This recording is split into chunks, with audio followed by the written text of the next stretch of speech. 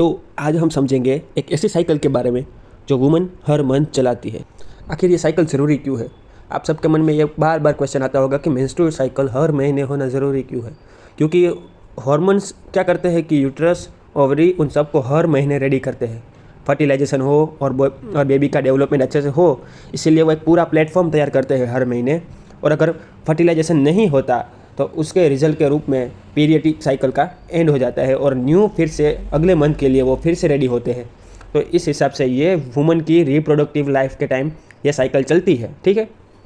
तो जैसे कि मैंने कहा था कि कोई भी नॉर्मल साइकिल होगी, मेंस्ट्रुअल साइकिल, उसकी लेंथ कितनी होगी? एवरेज 28 डेज होगी। अब सब में 28 डेज नहीं होती है, किसी में 7 दिन के अराउंड समथिंग ज़्यादा होती है, तो किसी में 7 दिन के अराउंड समथिंग कम होती है।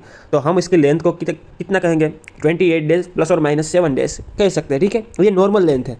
अब उस टाइम होता क्या है कि यह पूरी साइकिल के दौरान 5 दिन या 3 दिन ब्लीडिंग होता है। जो मैंने बोला था कि एंडोमेट्रियम लेयर होता है वो टूट जाता है और वो ब्लीडिंग के रूप में बाहर निकल जाता है।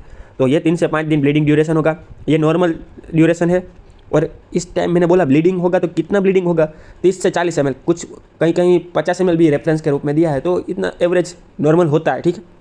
तो ये सब नॉर्मल है, ओके। तो ये सब हमें नॉर्मल रिजल्ट मिलेंगे as a normal menstrual cycle के रिजल्ट में।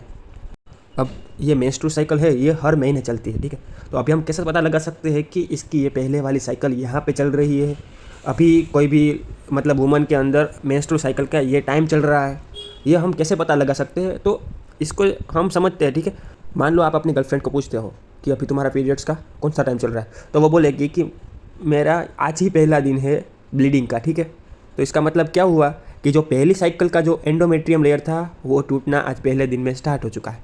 इसका मतलब है कि प्रीवियस साइकिल का जो बना हुआ घर था वो टूट चुका है और कहीं ना कहीं कोई नई प्रोसेस स्टार्ट हो गई है, ठीक है, नई साइकिल के लिए। तो जो हमारी नई मेंस्ट्रुअल साइकिल स्टार्ट होगी वो कौन से दिन से स्टार्ट होगी? जिस दिन उसका पहला ब्लीडिंग डे स्टार्ट हो चुका है, ठीक है, क्योंकि वहाँ कुछ ना कुछ तो स्टार्ट हो ही चुका है। तो अब ये साइकिल पूरी बॉडी में कई सारे चेंजेस करती है, ठीक है। ये अभी हम एवरेज 28 डेज़ का साइकिल हम समझते हैं, ठीक है। बाकी प्लस और माइनस वो होता है, पर हम अभी समझने के लिए 28 डेज़ की साइकिल हम मानते हैं, ठीक है। तो ये साइकिल पूरे बॉडी में कई सारे चेंजेस करती है, बट हम फिजियोलॉजिकली ये पूरे 4 चेंजेस है मैंने जो अभी लिखे हैं, जो HPO axis, ovarian cycle, uterus changes, cervix and vaginal changes, ये मेन साइट है जहाँ पे हमें चेंजेस समझ रहे हैं, ठीक है। अगर ये सब जगह पे हमने चेंजेस समझ लिए तो पूरी मेंस्ट्रुअल साइकिल कैसे प्रोसेस होती है और क्यों होती है और मतलब इसका रिजल्ट से क्या क्या फॉर्म होता है, वो सभी चेंजेस हमें सब कुछ पता चल जाएगा इन सब चीज़। तो पूरी मेंस्ट्रुअल साइकिल समझने के लिए सबसे पहले हमें समझना ज़रूरी है एक ओवेरियन चेंजेस। ओवेरियन चेंजेस अकेला ऐसे नहीं होता, वो हाइपोथैलेमस और पिट्यूटरी उसको कमांड करती है हार्मोनल चेंजेस से, और अंदर ओवेरियन में चेंजेस होते हैं। तो हमें वो सबसे पहले ओवेरियन साइकिल हम सबसे पहले पढ़ेंगे और इसके रिजल्ट स्वरूप मैं आपको आगे बताऊंगा कि इसके रिजल्ट स्वरूप हम क्या पढ़ेंगे, ठीक है। तो पहले हम ओवेरियन साइकिल पढ़ेंगे। तो आपको एक लड़की का मेंस्ट्रुअल साइकिल स्टार्ट होना है, ठीक है, तो 28 डेज़ का हम मानते हैं। तो उसका पहला दिन कौन सा है? मैंने बोला था कि जो प्रीवियस ब्लीडिंग हो रही है, मतलब उसको बोलेंगे कि क्या ब्लीडिंग, मतलब जो अभी लास्ट पीरियड था उसका ब्लीडिंग कौन सी डेट को सबसे पहला हुआ था, तो उसी दिन से उसकी ओवेरियन साइकिल का फॉलिक्यूलर फेज होना स्टार्ट हो चुका होगा। मतलब प्रॉपरली नहीं पर अर्ली कह सकते हैं। मतलब इसके अंदर 2 डिवाइडेशन इसलिए मैंने किए हैं कि फॉलिक्यूलर फेज कब स्टार्ट होगा, मतलब जो प्रीवियस ब्लीडिंग का पहला दिन था उससे प्री फॉलिकल फेज स्टार्ट हो जाएगा, फिर बीच में मिड फॉलिकुलर फेज आएगा, और जो हमारी अभी साइकिल चल रही है उसका मेन ओव्यूलेटरी फेज आएगा, और ओव्यूलेशन हो जाएगा, ओवम बाहर निकल जाएगा। उसके बाद जो फॉलिकल के साथ होता है ओवेरिया के अंदर, उसका फेज आएगा ल्यूटियल फेज। तो टोटल मेन 3 फेज में ओवेरियन साइकिल चलती है 28 डेज में, फॉलिकुलर फेज, ओव्यूलेटरी फेज और ल्यूटियल फेज। 1 से 14 दिन तक, 14 दिन से पहले फॉलिकुलर फेज चलता है और अराउंड 14 डेज, ठीक है, 14 डेज, 14th डे मतलब क्या होगा? ओव्यूलेशन होगा। तो 14 दिन में जो अराउंड उसके टाइम होगा वो ओव्यूलेटरी फेज होगा, और उसके बाद के बाकी 15 से 28 डेज तक ल्यूटियल फेज चलेगा, ठीक है। तो ये होगा पूरी 28 डेज में ओवेरियन के अंदर क्या क्या होगा ये मैंने बता दिया, ठीक है। अब आगे उसके बारे में हम डिटेल में पढ़ेंगे आगे। मैंने बोला कि सबसे पहले अर्ली फॉलिकुलर स्टेज स्टार्ट होगा ओवेरियन साइकिल का, 1 से 5 दिन में चलेगा। तो उस टाइम होगा क्या? सबसे पहले हाइपोथैलेमस ब्रेन के अंदर होगा, वो उसकी स्टार्टिंग करेगा, ठीक है। अब करता क्या है कि हाइपोथैलेमस एक हार्मोन रिलीज करता है जिसका नाम है GnRH, गोनाडोट्रोपिन रिलीजिंग हार्मोन। नाम ही है गोनाडो, मतलब गोनाड्स के लिए ज़रूरी जो हार्मोन है उसका मैसेज पहुंचाता है जीएनआरएच। कहाँ पहुंचाता है? पिट्यूटरी में। तो ये जीएनआरएच को भेजेगा पिट्यूटरी में, ठीक है, और बोलेगा कि भाई तेरे पास जो गोनाड को मतलब जो साइकिल के लिए ज़रूरी है वो हार्मोन रिलीज़ कर, जो गोनाड के लिए ज़रूरी है वो हार्मोन रिलीज़ कर। तो पिट्यूटरी क्या करेगी? उसके एंटीरियर पार्ट में ये मैसेज जाएगा कि भाई अभी हमें गोनाड के लिए ज़रूरी है दो हार्मोन है, एफएसएच और एलएच, ये दोनों रिलीज़ हो जाएंगे। मतलब इन दोनों का सिक्रीशन स्टार्ट हो जाएगा। 1 से 5 दिन के अंदर जीएनआरएच क्या करेगा? पिट्यूटरी में जाएगा, उधर एंटीरियर पिट्यूटरी में जाएगा, एफएसएच और एलएच का सिक्रीशन करने को कहेगा। तो अब एफएसएच और एलएच रिलीज तो हो चुके हैं, सिक्रीशन होना स्टार्ट हो चुका है। तो अब ये करेंगे क्या? जिसका नाम ही है एफएसएच का नाम है फॉलिक्यूलर स्टिम्युलेटिंग हार्मोन। फॉलिकल को स्टिम्युलेट करने का काम कौन करेगा? उसको न्यूट्रिशन करने का काम कौन करेगा? फॉलिकल को प्रॉपरली जो प्रोसेस आगे होगी, फॉलिक्यूलोजेनेसिस कहते हैं उसको, कि फॉलिकल का मैच्योर हो करना, वो सब काम कौन करेगा? एफएसएच करेगा, ठीक है। इसीलिए अभी साइकिल का स्टार्ट हुआ है तो ये एफएसएच सिक्रीशन स्टार्ट हो गया। एफएसएच का सिक्रीशन स्टार्ट होगा तो वो ओवेरी में जाएगा। कहाँ जाएगा? ओवेरी में जाएगा। और जो पहले से ही मैंने बोला था, अगर आपने गैमेटोजेनेसिस नहीं पढ़ा तो वो सबसे पहले देख लो एक बार। वहाँ पे क्या होगी? ओवेरी के अंदर, ओवेरी के कोर्टेक्स के अंदर कई सारी फॉलिकल होगी पहले से ही पड़ी हुई, जो बर्थ के टाइम से ही मतलब प्यूबर्टी तक फॉलिकल्स पड़ी रहती है। उसका नाम होता है प्रीमोडियल फॉलिकल। प्रीमोडियल फॉलिकल बनती कैसे है? तो उसके अंदर एक oocytes होता है जिसका नाम है प्राइमरी oocytes। प्राइमरी oocytes होता है जो मियोसिस 1, ठीक है, प्रोफेज में अरेस्ट कर दिया है ताकि आगे कोई प्रोसेस ना हो उसके बारे में।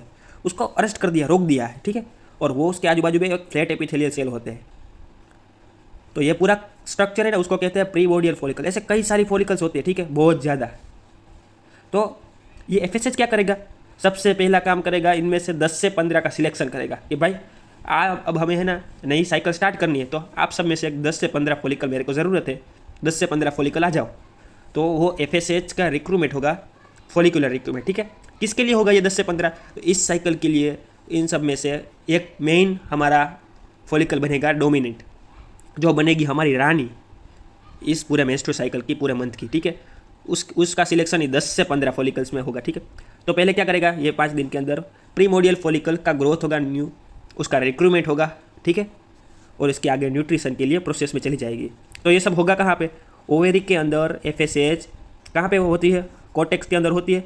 तो ये सब प्रोसेस कोर्टेक्स में होगी, ठीक है, ये फॉलिकल वाली। तो अभी भर्ती हो चुकी है 10 से 15, इसमें से एक रानी बननी है, ठीक है, जो होगी इस साइकिल की रानी। तो यह स्टार्टिंग का फेज मैंने बोल दिया एफएसएच। और एलएच का अभी इतना काम नहीं पड़ा, वो सिक्रीशन तो होगा ही उसका, तो वो भी हेल्प थोड़ी कर देगा फॉर्मल। बट एलएच का मेन काम का जब आएगा तब मैं बताऊंगा। अभी इतना समझ लो कि एफएसएच का काम हो रहा है, फॉलिकल क्या बन रही है? न्यूट्रिशन हो रहा है, फॉलिकल एकदम मस्त डेवलप हो रही है, ठीक है। तो प्री फॉलिकुलर फेज में अभी मैंने क्या कहा था कि प्रीमोडियल फॉलिकल बनी है। अभी आगे और कुछ नहीं हुआ, उसका सिर्फ रिक्वेस्ट मतलब 10 से 15 का सिलेक्शन हो चुका है। भाई तुम सब लोग रेडी हो, फॉलिकल तुम से कोई एक रानी बनेगा, ठीक है। तो इन सब में से प्रीमोडियल फॉलिकल के आसपास जो सेल्स होते हैं उसको मैंने बोला था ग्रेन्युलोसा सेल्स, ठीक है। गैमेटोजेनेसिस में जो ग्रेन्युलोसा सेल्स होते हैं ना, वो स्मॉल अमाउंट में एस्ट्रोजन सिक्रेशन करते हैं। यानी कि एफएसएच अभी पूरा मिलता होगा, एलएच पूरा मिलता होगा, जीएनआरएच हार्मोन पूरे मिलते होंगे, पर अभी एस्ट्रोजन क्या होगा? लो होगा। क्यों? क्योंकि प्रीमोडियल फॉलिकल के पास कुछ ही सेल है, ग्रेन्युलोसा सेल्स, जो एस्ट्रोजन दे रहे हैं उसको। मतलब अभी स्टार्टिंग हुआ है ना 1 से 5 दिन में, अभी सिलेक्शन हो चुका है, पर अभी हार्मोन का क्या है मतलब सिचुएशन? तो एफएसएच है, लो एस्ट्रोजन है, ठीक है। यानी कि एफएसएच का काम क्या है? फॉलिकल को बढ़ाना, फॉलिकल को ग्रो करवाना, तो वो भी करेगा। तो 1 से 5 दिन में हमने सिलेक्शन कर लिया है, अभी इतना याद रख लो। तो अब हम समझ रहे हैं मिड फॉलिकुलर फेज, ठीक है। तो हमने बोला था कि 10 से 15 फॉलिकल सिलेक्शन हो गया होगा। तो अब होता क्या है कि 6ठे दिन इन सब में से एक अच्छी फॉलिकल को एफएसएच परख लेता है, उसको ज़्यादा खिलाता है, बाकी सबको कम मिलता है एफएसएच हार्मोन। बाकी जो मेन हमारी है आजू बाजू की, मतलब कुछ ही होगी, 5-6 होगी, कुछ भी हो सकती है, कितने नंबर में भी हो सकती है, उसका नंबर फिक्स नहीं है, पर सभी को नहीं मिलेगा इतना जितना हार्मोन एक उस फॉलिकल को मिल रहा होगा। तो यहाँ पे भी क्या होगा? कोई ना कोई फॉलिकल ज़्यादा एफएसएच ले रही होगी, तो क्या करेगी वो? उन सब के कंपेयर में ज़्यादा ग्रो होगी। जैसे ही वो ज़्यादा ग्रो होगी, बाकी कुछ 10 से 15 में से कुछ लोग तो क्या होगी, डीजनरेट हो जाएगी, क्योंकि उसको प्रॉपर एफएसएच मिलेगा ही नहीं, किसी ने ज़्यादा ले लिया होगा। तो यहाँ से ही रेस स्टार्ट होगी उस रानी, उसमें उन सब में से एक को रानी बनने की, ठीक है। तो बाकी की कुछ फॉलिकल्स होगी वो डिजनरेट होना स्टार्ट हो जाएगी, क्योंकि उसको फॉलिकुलर स्टिमुलेटिंग हार्मोन प्रॉपर नहीं मिल रहा होगा। तो अभी हम बात करते हैं कि वो जो फॉलिकल है जो ठीक से एफएसएच लेती जा रही है, तो अभी हम उसको उठा लेते हैं समझने के लिए, ठीक है, कि जो आगे क्या क्या करेगी उसके आगे। तो अभी हम समझते हैं कि एफएसएच प्रॉपर मिल रहा है, इंक्रीज़ हो रहा है।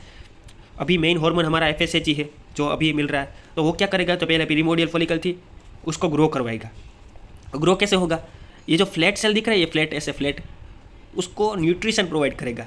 न्यूट्रिशन प्रोवाइड होगा मतलब वो क्यूबॉइड में फॉर्म हो जाएगा, यानी कि फ्लैट ग्रेन्युलोसा सेल्स अब किस में फॉर्म हो गए, क्यूबोइडल में फॉर्म हो गए, क्यूबोइड, ठीक है, क्यूब में फॉर्म हो गए।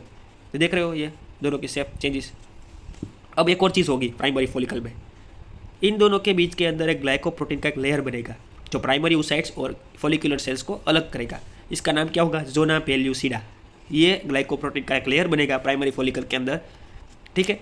अब आगे होता क्या है कि प्राइमरी फॉलिकल एकदम प्रॉपर फॉर्म हो चुकी है, उसके फॉलिकुलर सेल्स अभी भी नहीं रुकेंगे। वो बोलेंगे तेरे को तो डिवीजन नहीं करने, तू तो ओवरस्टेड है, पर हम डिवीजन होंगे, ताकि क्या होता रहे कि तुझे प्रॉपर न्यूट्रिशन मिलता रहे। तो ये सेल्स अपनी संख्या बढ़ाएंगे। कैसे बनाएंगे, मैंने बोला था मियोटिक डिवीज़न ही है जो सेल की संख्या बढ़ाता है। तो मियोटिक डिवीज़न क्या करेगा, सेल की संख्या एकदम ऐसे बढ़ाएगा कि सेकेंडरी फॉलिकल फॉर्म होगी। अब समझो सेकेंडरी फॉलिकल और प्राइमरी फॉलिकल में कितना सेल्स का डिफरेंट होने जाएगा, ठीक है। तो अभी हम सेकेंडरी फॉलिकल बनाते हैं। तो ये हमारा प्राइमरी oocyte है, उसके ऊपर क्या होगा, ज़ोना पेल्यूसिडा का लेयर होगा, कवर करेगा। अब उसके आसपास ग्रेन्युलोसा सेल्स हो गए, क्यूबोइडल मतलब बहुत ज़्यादा ही फॉर्म में। तो समझो मैं इतना बड़ा बना रहा हूँ, इतनी बड़ी हो जाएगा सेल, मतलब सारे सेल डिवीज़न लेते ही रहेंगे थोड़ा। तो यहाँ पे सारे के सारे सेल्स बना रहा हूँ। ये सब लोग आप ऐसे समझो कि ये सब ग्रेन्युलोसा सेल्स है, ये पूरे सेल्स डिवीज़न लेते रहते हैं और इतना ज़्यादा ग्रेन्युलोसा सेल्स बन जाएंगे। अब आप समझो कि मैंने बोला था कि फ्लैट ग्रेन्युलोसा सेल्स क्या करेगा, ईस्ट्रोजन का सिक्रेशन करेगा। तो अभी तो कई सारे ग्रेन्युलोसा सेल्स मिल चुके हैं, तो वो क्या करेगा, ईस्ट्रोजन का सिक्रेशन बढ़ाने में अब मदद करेंगे।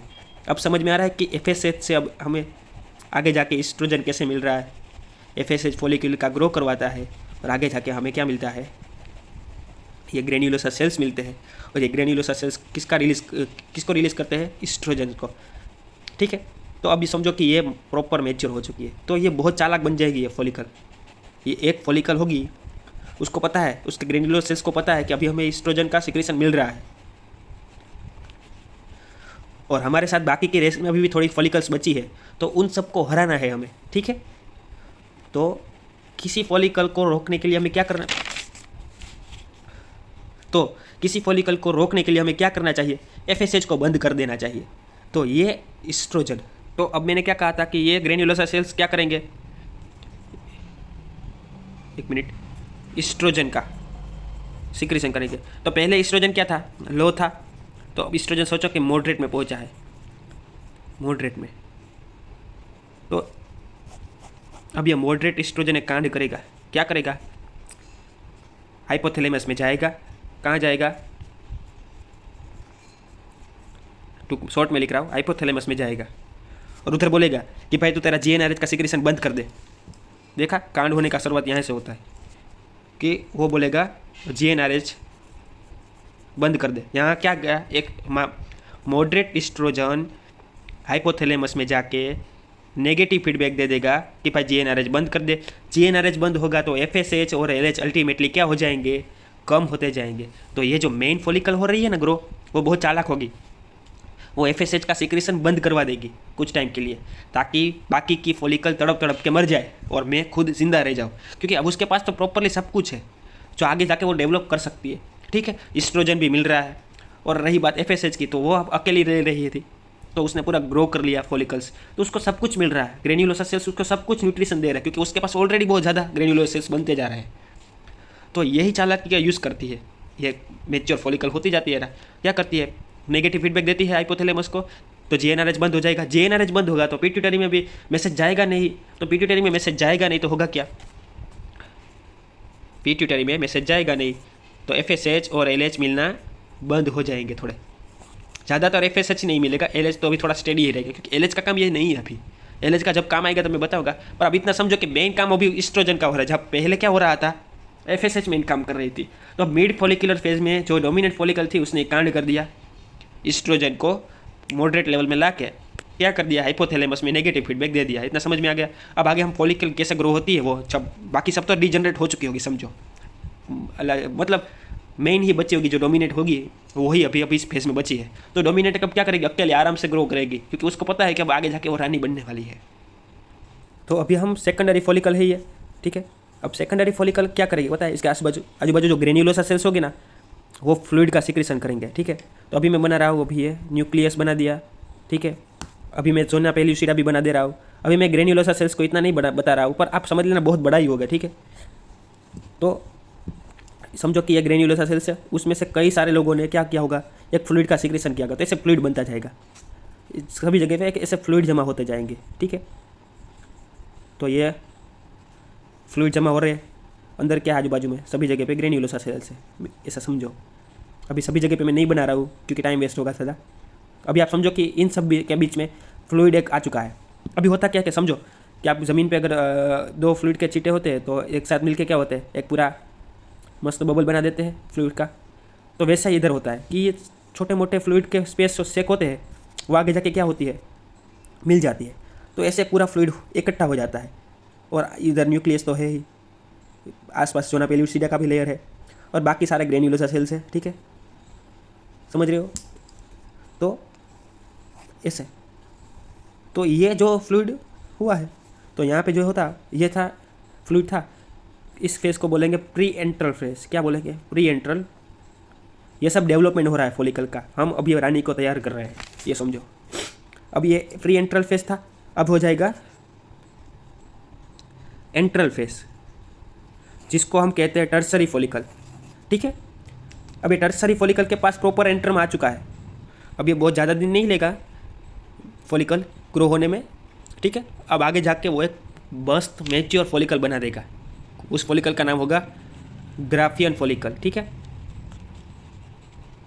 ग्राफियन फॉलिकल, याद रखो नाम, ग्राफियन फॉलिकल ग्रो होती है टर्सरी फॉलिकल से, ठीक है। तो पहले क्या था, प्रीमोडियल फॉलिकल ऑलरेडी हमने रिक्रूट कर दी थी, उसमें से प्राइमरी फॉलिकल बनी, प्राइमरी में से सेकेंडरी बनी, सेकेंडरी से प्री एंट्रल, एंट्रल यानी कि टर्सरी बनी, टर्सरी से ग्राफियन बनेगी। तो अभी देखो मिड फॉलिकुलर फेज में स्टार्टिंग में क्या हो रहा था, एफएसएच मिल रहा था, फिर एफएसएच कैसे बंद हुआ वो हमने समझ लिया, ठीक है। अब हम ग्राफियन फॉलिकल को समझ लेते हैं। सो अभी जो मेन हमारी रानी वाली जो फॉलिकल थी वो क्या करती है, टर्सरी में बन चुकी है, तो वो ग्राफियन फॉलिकल बनने के लिए रेडी हो रही है। तो अब क्या होगा, वो एफएसएच और एलएच को थोड़ा यूज जितना मिल रहा होगा वो उतना यूज़ करती जाएगी, ठीक है। अभी इतना पता है हमें। अब होता क्या है कि उसके पास ग्रेन्युलर सेल्स होते हैं। अब मैंने बोला था कि ये पूरी प्रोसेस कहाँ पे होती है, ओवेरी के कॉर्टेक्स में। अब हमें सब कुछ पता है कि ये उस साइड से ना उसको हमें बाहर फेंकना है, तो जितना हो सके उतना हमें फॉलिकल को सरफेस के पास ले आना है, ठीक है। तो ये होता क्या है कि ग्राफियन फॉलिकल को हमें सरफेस के पास ले आना है, तो क्या होगा कि आराम से वो निकल जाएगी, और हमें ऐसी ग्राफियन फॉलिकल बनाना है कि जो आराम से उसको धक्का दे सके उस साइड को बाहर। तो इस टाइप का फॉलिकल बनता है ग्राफियन। तो इसके डिज़ाइन कैसे होती है समझाता हूँ। अब मैंने ये उस साइड बनाया और आजू बाजू जोना पेल्यूसिडा का लेयर बनाया, तो उसके आसपास जो ग्रेन्युलोसा सेल्स हो गए वैसे बनेंगे। समझो एक लेयर बनाया, दूसरा लेयर बनाया, एक ऐसे फॉर्म हो जाएगा, और उसके आसपास फ्लूइड फिल होगा, फ्लूइड। तो फ्लूइड एक ऐसे होगा कि वो जैसे धक्का दे रहा है, मतलब जितना फ्लूइड बढ़ता जाएगा, फ्लूइड ने अभी क्या किया है, उस साइड को इस साइड पे ले आया है, ताकि जैसे मतलब समझो कोई बलून है, अभी ये बलून है, इसके अंदर पानी भरते ही जा रहे हैं, तो ये फटेगा, तो जैसे ये उस साइड होगा बाहर जाएगा। तो इस टाइप की ये गॉड ने, भगवान ने ऐसी मतलब ग्राफियन फॉलिकल बनाई है। देखो आजू बाजू ग्रेन्युलोसा सेल्स है, तो ये ग्रेन्युलोसा सेल्स आगे थोड़ा प्रोटेक्शन मैकेनिज्म बना देते हैं, एक लेयर बनाते हैं जिसका नाम होता है थेका लेयर। मैंने बोला कि ये ग्रेन्युलर सेल्स क्या करेंगे, आगे एक बड़ा लेयर बनाएंगे थोड़ा ऊपर सिक्रेशन का, उसको कहेंगे थेका लेयर, ठीक है।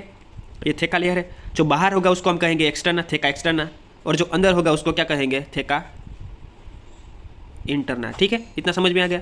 अब होता क्या है कि उस साइड के आजू बाजू जो ग्रेन्युलर सेल्स होते हैं उसको नाम दिया है कि जो आजू बाजू में थोड़े ग्रेन्युलोसा सेल्स हो गए उसको हम कहेंगे कोरोना रेडिएटा सेल्स।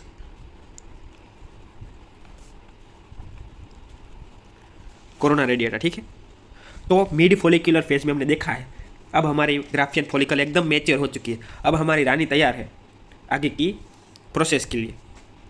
तो अब फॉलिकुलर फेज 13 डे तक आजू बाजू खत्म होने के लिए नज़दीक आ चुका है।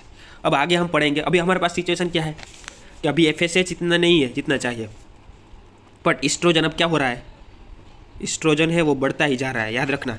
क्योंकि जैसे ही जितने ग्रेन्युलोसा सेल्स मिलेंगे, तो पहले क्या था, लो था, उससे मॉडरेट में आया था। तो मॉडरेट ने क्या किया था, हाइपोथैलेमस पिट्यूटरी को नेगेटिव फीडबैक दिया था, इतना याद रखो। बट अब क्या हो रहा है, इंक्रीज होता जा रहा है, मॉडरेट से भी कितना वेरी हाई होता जा रहा है, इतना याद रखो। अब आगे जो फेस पढ़ेंगे उसमें वो ज़रूर होगा, उसकी ज़रूरत होगी। तो अब हम आ चुके हैं, हमने पहले फॉलिकुलर फेस कंप्लीट कर लिया है और उसके रिजल्ट में हमें क्या मिल रही है, ये ग्राफियन फॉलिकल मिल रही है, ठीक है। इतना हमें पता चल चुका है। तो इतना सब हमें पता है, फॉलिकुलर फेस पार कर लिया हमने, 1 to 13 डे हमने पास कर लिया है मेंस्ट्रुअल साइकिल के, ठीक है। तो इस बीच हुआ था क्या, हाइपोथैलेमस ने GnRH का सिक्रेशन किया था, एंटीरियर पिट्यूटरी में जाके FSH और LH का ग्रो हुआ था। FSH ओवेरी में जाके फॉलिकल को मैच्योर करता था। तो पहले तो फॉलिकल छोटी, मतलब ग्रेन्युलोसाइट्स कम थे तो लो एस्ट्रोजन मिल रहा था, फिर मॉडरेट मिला। तो मॉडरेट ने किया क्या, कांड कर दिया था। कौन सा कांड किया था, ऊपर जाके इन सब को नेगेटिव फीडबैक दे दिया था, याद रखो, ताकि एक फॉलिकल बचे और वो डोमिनेट बने और वो रानी बने, इसलिए बाकी सब फॉलिकल डेड हो जाए। तो मॉडरेट एस्ट्रोजन ये कांड करता था। अब वो जो एक फॉलिकल थी वो क्या थी, बहुत बड़ी हो चुकी थी, जिसको हमने ग्राफियन फॉलिकल बोला था। उस टाइम पे इतना ज़्यादा एस्ट्रोजन बढ़ जाएगा, अब हम ओव्यूलेटरी फेज की बात कर रहे हैं उससे पहले की, तो हम इसको ये भी कह सकते हैं कि अर्ली फेज कह सकते हैं, ओव्यूलेटरी मतलब ओव्यूलेशन से पहले का, ठीक है। अर्ली फेज में होता था क्या, ग्राफियन फॉलिकल के पास इतना एस्ट्रोजन बढ़ जाएगा कि वो अपना जो नेगेटिव फीडबैक था वो रिवर्स कर देगी, याद रखना। मॉडरेट लेवल का एस्ट्रोजन नेगेटिव फीडबैक दे रहा था और वेरी हाई लेवल का एस्ट्रोजन क्या हो जाएगा, अपना मन मुकर लेगा, वो अब पॉजिटिव फीडबैक दे देगा सबको। कौन से टाइम की बात कर रहा हूँ, ये 13 से 14 दिन के आसपास की बात कर रहा हूँ, ओव्यूलेशन से पहले के टाइम की बात मैं कर रहा हूँ अभी। तो क्या करेगा, ये वेरी हाई लेवल का एस्ट्रोजन अपना फीडबैक रिवर्स कर देगा, पॉजिटिव में कन्वर्ट कर देगा। हाइपोथैलेमस, एंटीरियर पिट्यूटरी और FSH का इतना ग्रो करवाएगा, और सबसे ज़्यादा ग्रो किसका करवाएगा, अब LH का करवाएगा। और LH अपने जो जितना रेंज होता है ना उससे सबसे ज़्यादा बढ़ जाएगा, इसीलिए हम बोलेंगे इसको LH सर्ज, ठीक है। LH सबसे ज़्यादा बढ़ेगा, मतलब समझो हार्मोन चार्ट दिखा रहा हो तो फॉलिकुलर बढ़ रहा था, फिर कम हो गया, फिर बढ़ना स्टार्ट हुआ, और फिर FSH इतना बढ़ा, अभी यहाँ पे इतना मैं समझा रहा हूँ। तो LH भी सेम टू सेम इसके आसपास ही था, तो LH बढ़ रहा था, और फिर ये बढ़ेगा ना, उससे ज़्यादा बढ़ेगा LH, ठीक है। तो LH बहुत ज़्यादा सर्ज होगा, इसका मतलब जैसे ही LH सर्ज होगा, मतलब एकदम LH बढ़ जाएगा, तो मैसेज जाएगा कि भाई ये ग्राफियन फॉलिकल को फोड़ दो, तो प्रेशर बढ़ेगा। अब समझा रहा हूँ ओव्यूलेशन फेज में होता क्या है। तो जो ग्राफियन फॉलिकल थी, अभी मैं पूरी ग्राफियन फॉलिकल नहीं बना रहा हूँ, समझ लेना ऐसी थी, तो वो फटेगी, आजू बाजू एंजाइम प्रोसेस से वो लेयर टूटेंगे, यहाँ से प्रेशर बढ़ेगा, इसीलिए वो इन सब सिचुएशन को मिलके ये ओवरी का कोर्टेक्स लेयर होगा, इधर से फट जाएगी। और उससे पहले क्या होगा कि जो ये ऊसाइट्स होगा ना, ऊसाइट प्राइमरी ऊसाइट था, मैंने बोला था कि ओव्यूलेशन होने से पहले ही ग्राफियन फॉलिकल जब मैच्योर होती है वो अपना उसका डिवीजन करवा देती है, ठीक है। मतलब ओव्यूलेशन अभी हुआ नहीं, मतलब सोचो फटा नहीं है, तो क्या होगा, वो सेकेंडरी ऊसाइट में कन्वर्ट हो जाएगा। ये जो प्राइमरी ऊसाइट है वो अपना मियोसिस 1 कंप्लीट कर लेगा, ठीक है, और सेकेंडरी ऊसाइट में कन्वर्ट हो जाएगा और मियोसिस 2 स्टार्ट कर देगा, और उसका मियोसिस 2 स्टार्ट कर देगा, और उसका मेटाफेज में फिर से उसको क्या करेगा, अरेस्ट कर देगा। स्पेलिंग में आप समझ लेना, ठीक है, मेटाफेज में ही उसको अरेस्ट कर देगा।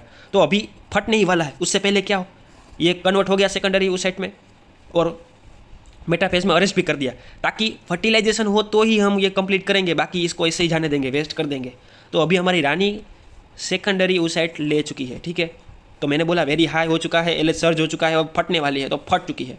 तो जैसे ही फटेगी क्या बाहर निकलेगा, सेकेंडरी ऊसाइट बाहर निकलेगा, उसके साथ एक वेस्ट प्रोडक्ट होगी, क्योंकि डिवीजन होता है तो 2 सेल बनते हैं ना, तो ये 2 सेल बने हैं, तो जो मेन मेच्योर होगा उसको हम सेकेंडरी ऊसाइट कहेंगे, और जो क्रोमोसोमल का जो एक्स्ट्रा था वेस्ट प्रोडक्ट वो लेके बनेगा उसको हम कहेंगे फर्स्ट पोलर बॉडी। तो ये अकेली बाहर नहीं निकलेगी, थोड़े सेल्स बाहर लेके निकलेगी। मैंने बोला था धक्का मारेगी तो उसके आसपास थोड़े सेल हो गए निकले, उसको नाम दिया था क्या, कोरोना रेडिएटा सेल्स। तो ये कोरोना रेडिएटा सेल्स को लेके निकलेगी। तो ओव्यूलेटरी फेज में एलएच सर्ज हुआ, अंदर सेकेंडरी oocytes पहले ही बन चुका था, वो धक्का लगेगा, बाहर निकलेगा, कुछ सेल्स को लेकर निकल जाएगा। कहाँ निकलेगा, ओम से बाहर, फीमरी उसको खींच लेगी, फीमरी के पास ऐसे वो फिंगर लाइक प्रोजेक्शन होता है तो वो उसे खींच लेगी और यूट्रस के अंदर फर्टिलाइजेशन के लिए ले जाएगी उसको, कि अगर स्पर्म आता है तो तुम्हें आगे मौका मिलेगा। ठीक है, तो अभी secondary oocytes first molar body को कोरोना रेडिएटा सेल्स का राउंड लेकर निकल चुकी है, अंदर जोना पेलिसोइडे का भी लेयर ऐसे ही रहेगा। तो यहाँ तक बात हुई। अब ये तो बाहर निकल चुके हैं, तो अभी हम ओवेरियन साइकिल पढ़ रहे हैं। तो ओवेरी के अंदर क्या होगा, जो बाकी का कचरा होगा फॉलिक्यूल का, वो ऐसे बन जाएगा, मतलब एकदम कहे ना कि वो कोथरी मतलब वो जो बैग होती है, बैग वो फट जाती है। तो कैसे ऐसे रप्चर होती है, तो उस फॉलिकल को हम कहते हैं कॉर्पस ल्यूटियम। ठीक है, तो अभी ओव्यूलेटरी फेज में ये हुआ है, क्या हुआ है, फट गई है, और अब जो बचा है वो कचरा, उसको हम कॉर्पस ल्यूटियम बना देंगे। तो ओव्यूलेटरी फेज यहाँ तक था ओवेरियन साइकिल के अंदर। तो अभी क्या हुआ है, एलएच सर्ज हो चुका है। ठीक है, तो एलएच सर्ज हुआ है, आगे जाके ये कॉर्पस ल्यूटियम बना देगी। अब यहाँ से एक बहुत बड़ी शुरुआत होगी, क्या होगा पता है, अब एफएसएच क्या हो रहा, जो सब कुछ था वो वहाँ तक था, फॉलिकल का ग्रोथ तक। बट अब कॉर्पस ल्यूटियम क्या करती है पता है, वो एक नया हार्मोन सीक्रेशन स्टार्ट करती है जिसका नाम है प्रोजेस्टेरॉन। ईस्ट्रोजन भी करती है और इनहिबिन नाम का हार्मोन स्टार्ट करती है। ठीक है, तो ये हार्मोन स्टार्ट करती है। अब होता क्या है पता है, ये कॉर्पस ल्यूटियम एक बहुत चालाक आदमी है, उसको पता है कि अभी हमारा ये सेकेंडरी oocyte गया है, तो अभी हमें कोई नए फॉलिकल बनाने की ज़रूरत नहीं है। तो वो आगे जाके, अभी मैं 15 से 28 डेज तक बात करूँगा कि वहाँ पे वो काम करेगा, क्या काम करेगा, क्या मैकेनिज्म देगा, वो वहाँ पे समझेंगे। तो ये कॉर्पस ल्यूटियम अभी इन सब हार्मोन को बढ़ाने का काम चालू करेगा। ठीक है, मैं अभी ओव्यूलेशन के टाइम की बात कर रहा हूँ। तो अब हमारा ओव्यूलेशन हो चुका है, ये जा चुका है, कॉर्पस ल्यूटियम बन चुका है, कॉर्पस ल्यूटियम ये सब हार्मोन बढ़ाना स्टार्ट कर देगा। ठीक है, तो अब हम आगे लास्ट फेज पढ़ेंगे ओवेरियन साइकिल का, वो है ल्यूटियल फेज। तो अब हम समझ रहे हैं ल्यूटियल फेज कितने दिन का होगा। तो 14th डे पे क्या हुआ था, ओव्यूलेशन हुआ था। उस टाइम पे क्या हुआ था, हाइपोथैलेमस जीएनआरएच से एंटीरियर पिट्यूटरी में से एफएसएच और एलएच का सिक्रीशन हुआ था। ओवेरी में मॉडरेट से क्या हुआ था, वो नेगेटिव फीडबैक दे रहा था, तो हाई करके बहुत रिवर्स हुआ और वो पॉजिटिव फीडबैक में कन्वर्ट हो गया था। पॉजिटिव फीडबैक में कन्वर्ट हुआ था तो एलएच का क्या हुआ था, सर्ज हुआ था। तो जैसे ही एलएच सर्ज हुआ था, फॉलिक्यूलर में का क्या हुआ था, फॉलिक्यूलर का क्या हुआ था, एक मिनट, फॉलिकल का क्या हुआ था, ओव्यूलेशन हुआ था। ठीक है, अब ओव्यूलेशन से हमें जो फॉलिकल टूटी हुई पड़ी थी ओवेरी के अंदर, जो फॉलिकल टूटी हुई पड़ी थी उसको हम बोले थे कॉर्पस ल्यूटियम। ठीक है, तो कॉर्पस ल्यूटियम मैंने बोला था कितने हार्मोन का स्टार्ट करे सिक्रेशन करेगा, एक करेगा प्रोजेस्टेरॉन, फिर ईस्ट्रोजन और एक इनहिबिन। स्पेलिंग देख लेना, थोड़ी मिस्टेक हो सकती है, स्पीड में लिख रहा हूँ इसलिए।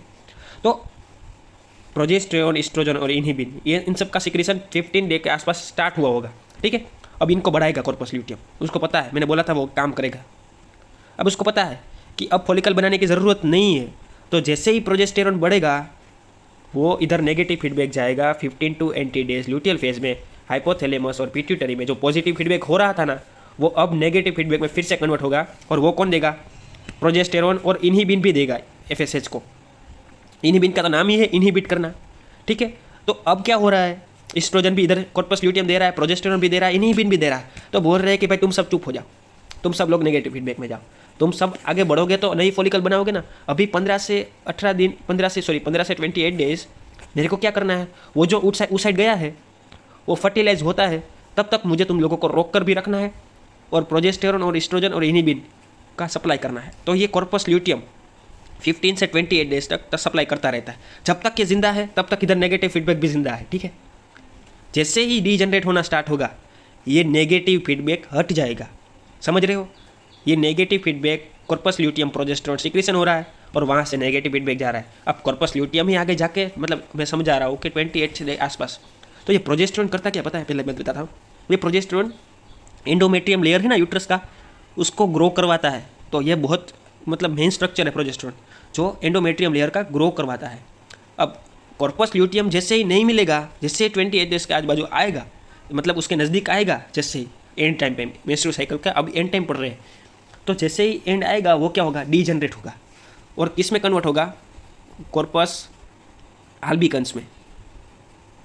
आल्बिकन्स अब ये मैं थोड़ा समझाता हूँ। कॉर्पस ल्यूटियम क्या होता है पता है, वो फॉलिकल बची थी ना रप्चर ऐसी बनी हुई होगी, तो उसके अंदर थोड़ा वो पिगमेंटेशन होगा। और ये कैसा पिगमेंटेशन होगा, येलो पिगमेंटेशन होगा, याद रखना। तो ये येलो फॉलिकल को क्या कहेंगे, येलो रप्चर फॉलिकल को कहते हैं कॉर्पस ल्यूटियम। तो ये येलो कलर की होती है, आगे जाके डीजनरेट होकर कॉर्पस अल्बिकन्स में कन्वर्ट हो जाएगी, ये थोड़ी वाइट होती जाती है, ठीक है। तो कॉर्पस अल्बिकन्स में कन्वर्ट हो जाएगी अगर फर्टिलाइजेशन नहीं होगा तो। ये बात खास याद रखो। अगर समझो अभी यहाँ पे 2 चांस है कि वो जो उस साइड गया है वो फर्टिलाइज हो रहा है, मतलब मैं पहले समझा था कि अगर वो उस साइड गया है, वो बेचारा उधर वेट कर रहा है कि भाई स्पर्म आए मुझे फर्टिलाइज करे, तो कॉर्पस ल्यूटियम तक वेट करता है। उसको पता है कि हमने एक बाहर भेजा है, वो हमारा काम करेगा, तो वो 15 से 28 डेज तक वेट करता है बेचारा। प्रोजेस्टेरोन एस्ट्रोजन सब कुछ सप्लाई करता है, इधर रोक के भी रखता है। पर उसको पता कैसे चलेगा वो अब आप समझते हैं। मतलब वो वेट करेगा कि वो जो गया है ना, वो हमें मैसेज देगा एक बार कि भाई काम हो गया है हमारा, हमने अंदर अच्छा सा एक बेबी फॉर्म कर लिया है, मतलब बेबी अब आने वाला है, गुड न्यूज़ आने वाली है। वो मैसेज देगा, कैसे देगा वो भी हम पढ़ाऊँगा। तो कॉर्पस ल्यूटियम क्या करता है कि उसको छोड़ा है, उसका मैसेज का वेट करता है, तब तक वो सप्लाई चालू रखता है। अब सोचो फर्टिलाइजर से नहीं हुआ, मैसेज नहीं गया, मतलब कॉर्पस ल्यूटियम को पता चल चुका है कि वो बेचारा मर गया है, तो वो भी अब क्या होगा, 28 डेज से नज़दीक आएगा, वो भी खुद अपने आप कॉर्पस अल्बिकन्स में कन्वर्ट होता जाएगा, डीजनरेट होकर मर जाएगा। जैसे ही ये मर जाएगा, नेगेटिव फीडबैक हट जाएगा और फिर से हाइपोथैलेमस से फिर से जीएनआरएच का सीक्रेशन स्टार्ट होगा, एफएसएच फिर से मिलना स्टार्ट होगा, फिर से नई साइकिल स्टार्ट होगी। तो ये होती है एक मेंस्ट्रुअल साइकिल। अब ये बात की मैंने नॉर्मल 28 डेज़ की मेंस्ट्रुअल साइकिल। अब सोचो फर्टिलाइजेशन होता है, वो बेचारा गया है, फर्टिलाइजेशन हो गया है, तो होता क्या है पता है, जैसे ही वो फर्टिलाइज होता है ना, वो एक हार्मोन का सीक्रेशन करता है, उसका नाम है HCG, ठीक है। HCG का सीक्रेशन करता है और HCG कॉर्पस ल्यूटियम को जाके बोलता है भाई अपना काम हो गया है, गुड न्यूज़, तूने जो किया है वो अब करता रहे। तो ये HCG कॉर्पस ल्यूटियम को जिंदा रखता है जब तक प्लेसेंटा नहीं बनता। फर्टिलाइजेशन हुआ है तो प्लेसेंटा तो एक दिन बनना ही है, प्लेसेंटा न्यूट्रिशन का काम नहीं पहुंचाता, तब तक तू भाई ये सब सप्लाई करता रहे, तो कॉर्पस ल्यूटियम भी जिंदा ही रहेगा 3 महीने तक। 3 महीने बाद वो प्लेसेंटा बंद फॉर्म हो जाएगा, तो अपने आप बेचारा चला जाएगा। तो ये बहुत अच्छा आदमी है कॉर्पस ल्यूटियम, प्रोजेस्टेरोन एस्ट्रोजन का सप्लाई करता रहेगा, फर्टिलाइजेशन होगा तो साइकिल हो जाएगी बंद। जब तक कॉर्पस ल्यूटियम है तो नेगेटिव फीडबैक आता ही रहेगा, आगे एफएसएच मिलेगा ही नहीं, आगे मैसेज जाएगा ही नहीं 3 महीने तक, तो नई साइकिल फॉर्म होगी ही नहीं। तो ये सिंपल नॉर्मल मेंस्ट्रुअल साइकिल यहाँ तक एंड हो जाएगी, जब तक कॉर्पस ल्यूटियम है तब तक, ठीक है। तो यहाँ तक था हमारी पूरी ओवेरियन साइकिल। अब आपको समझ में आ चुका होगा कि ये सारे हार्मोन कैसे वर्क करते हैं। तो ये जो मैंने लास्ट में ये पूरा समझा दिया है, ये और कुछ नहीं, ये हाइपोथैलेमस पिट्यूटरी ओवेरियन एक्सिस ही बना है ना। ये पॉजिटिव फीडबैक कैसे जाता है, नेगेटिव फीडबैक कैसे जाता है, तो ये पूरा क्या बन चुका है अभी, हाइपोथैलेमस पिट्यूटरी ओवेरियन एक्सिस। तो ऐसे वर्क होता है पूरे ओवेरियन साइकिल के अंदर। अभी हमने सिर्फ मेंस्ट्रुअल साइकिल का ओवेरियन साइकिल मैंने पढ़ा दी है। अब उसके साथ यूट्रस में क्या चेंजेस हो गए वो सब मैं बाद में पढ़ाऊँगा। तो अभी मैं पहले आपको अगर अभी मैंने ओवेरियन तो पूरा समझा दिया कि भाई ऐसे तो ये होगा ये होगा, और अगर एक क्वेश्चन आता है कि भाई सिर्फ hypothalamus pituitary ovarian axis describe करो, तो हमें पूरी ओवेरियन साइकिल लिखने की ज़रूरत नहीं है, सिर्फ हार्मोन का रेगुलेशन समझाना है ना। तो अभी हम आगे उसके बारे में थोड़ा समझ लेते हैं कि पूरा मैं चार्ट समझा देता हूँ कि hypothalamus pituitary ovarian axis cover कैसे करेगा, ठीक है। तो अब मैं HPO एक्सिस सिंपली समझा देता हूँ, ठीक है। H मतलब हाइपोथैलेमस, P मतलब पिट्यूटरी, O मतलब ओवेरी। हाइपोथैलेमस पिट्यूटरी और ओवेरी ये सब साथ में मिलके एक हार्मोन रेगुलेशन का काम करती है। सो हाइपोथैलेमस पिट्यूटरी और ओवेरी ये सब साथ में मिलकर एक हार्मोन रेगुलेशन का काम करती है। पॉजिटिव जब ज़रूरत पड़ती है तो पॉजिटिव फीडबैक देती है, जब नहीं ज़रूरत पड़ती है तो कुछ हार्मोन को नेगेटिव फीडबैक देती है। और इन सब पॉजिटिव और नेगेटिव फीडबैक से चलती है हमारी मेंस्ट्रुअल साइकिल, ठीक है। इतना याद रखो। तो अब होता क्या है, कि जब कोई साइकिल की शुरुआत होती है ना तो हाइपोथैलेमस जीएनआरएच को सिक्रीशन करवाता है और क्या कहता है कि भाई जाओ एंटीरियर पिट्यूटरी में जाओ, एफएसएच और एलएच का सिक्रीशन करवाओ, ठीक है। एफएसएच और एलएच बढ़ते जाते हैं शुरुआत में, जैसे ही बढ़ते जाएंगे तो ओवरी में फॉलिकल का ग्रोथ होगा, नाम ही है फॉलिकुलर स्टिमुलेटिंग हार्मोन, तो फॉलिकल का ग्रो करवाएगा। जैसे ही फॉलिकल का ग्रो होता है तो फॉलिकल एस्ट्रोजन का सिक्रीशन करना स्टार्ट करती है। तो समझो जब फॉलिकल जब छोटी होगी तो फॉलिकल ग्रो नहीं होगी तो एस्ट्रोजन भी लो होगा, पर जैसे ही ग्रो होती जाएगी वो क्या मॉडरेट एस्ट्रोजन आ जाएगा, ठीक है। तो मॉडरेट एस्ट्रोजन आएगा, उसको पता चल चुका है कि अभी हमारी रेस में बहुत ज़्यादा फॉलिकल्स बाकी थी तो उनको हराना है, तो ये मॉडरेट फॉलिकल क्या करेगी, एस्ट्रोजन मॉडरेट एस्ट्रोजन इधर जाके इन सबको नेगेटिव फीडबैक दे देगा, ठीक है। तो शुरुआत कहाँ पे हुई नेगेटिव फीडबैक की, ये मॉडरेट एस्ट्रोजन इधर नेगेटिव फीडबैक दे दिया, समझ में आ रहा है। तो जैसे ही मॉडरेट एस्ट्रोजन बन जाएगा, एफएसएच का नेगेटिव फीडबैक चला जाएगा इधर, एफएसएच का नेगेटिव फीडबैक जाएगा तो एफएसएच थोड़ा मिलना कम हो जाएगा, तो बाकी की फॉलिकल्स क्या हो जाएगी, मर जाएगी। मेन बचेगी वो फॉलिकल कहेगी हमारी ग्राफियन फॉलिकल बन जाएगी। अब जैसे ही ग्राफियन फॉलिकल बनती है तो वहाँ पे बहुत ज़्यादा ग्रेन्युलोसा सेल्स हो गए, तो वो वेरी हाई एस्ट्रोजन का सिक्रीशन करेगी। वेरी हाई एस्ट्रोजन का सिक्रीशन होगा तो क्या होगा, वो अपना फीडबैक था नेगेटिव उसको रिवर्स कर देगी। जैसे ही रिवर्स करेगी मतलब पॉजिटिव में कन्वर्ट कर देगी इसको। ये टाइम हो रहा है 14th डे, ओव्यूलेशन का नज़दीक का टाइम। जैसे ही ओव्यूलेशन का नज़दीक आता है तो एस्ट्रोजन बहुत बढ़ जाता है और वो पॉजिटिव फीडबैक दे देता है, मतलब खुद का दिया हुआ नेगेटिव फीडबैक हटा देता है और पॉजिटिव फीडबैक दे देता है हाइपोथैलेमस और पिट्यूटरी को। तो पॉजिटिव फीडबैक जाएगा हाइपोथैलेमस और पिट्यूटरी में तो एफएसएच और एलएच बढ़ जाएगा, खासकर एलएच बहुत ज़्यादा बढ़ेगा। एलएच हो जाएगा सर्ज, एलएच होगा सर्ज तो होगा ओव्यूलेशन। क्या होगा, ओव्यूलेशन। ओव्यूलेशन से oocytes बाहर निकल जाएगा, सेकेंडरी oocytes, और उधर बन जाएगा कॉर्पस ल्यूटियम। कॉर्पस ल्यूटियम जैसे ही बनेगा प्रोजेस्टेरोन एस्ट्रोजन और इनहिबिन का सिक्रेशन करेगा। तो जैसे ही कॉर्पस ल्यूटियम बन जाएगा, ओव्यूलेशन हो चुका है, एलएच सर्ज हो चुका है, मतलब अब इधर एस्ट्रोजन मिलना था वो अब कॉर्पस ल्यूटियम प्रोड्यूस कर रहा है। तो ये जैसे ही प्रोजेस्टेरोन आ जाएगा उसको पता चल जाएगा कि अभी हमें क्या करना है, कि अभी एफएसएच का काम कोई नहीं है, जीएनआरएच का कोई काम नहीं है, क्योंकि अभी हमें 15 से 28 डेज क्या करना है, वेट करना है। जो हमने सब कुछ बनाया है वो बराबर उससे हमें फर्टिलाइजेशन के रूप में बेबी मिलता है या नहीं मिलता है, उसका वेट करना है। तो ये क्या करेगा, प्रोजेस्टेरोन इधर दे देगा नेगेटिव फीडबैक दे देगा हाइपोथैलेमस और पिट्यूटरी को कि भाई रुक दो, एफएसएच और एलएच में जब तक जिंदा हूँ तब तक रोको, कॉर्पस ल्यूटियम जब तक जिंदा है तब तक रोको। मतलब जब तक कॉर्पस ल्यूटियम 15 से 28 डेज तक जिंदा रहेगा तब तक नेगेटिव फीडबैक बरकरार रहेगा, प्रोजेस्टेरोन एस्ट्रोजन इनहिबिन का सिक्रेशन प्रॉपर मिलता रहेगा।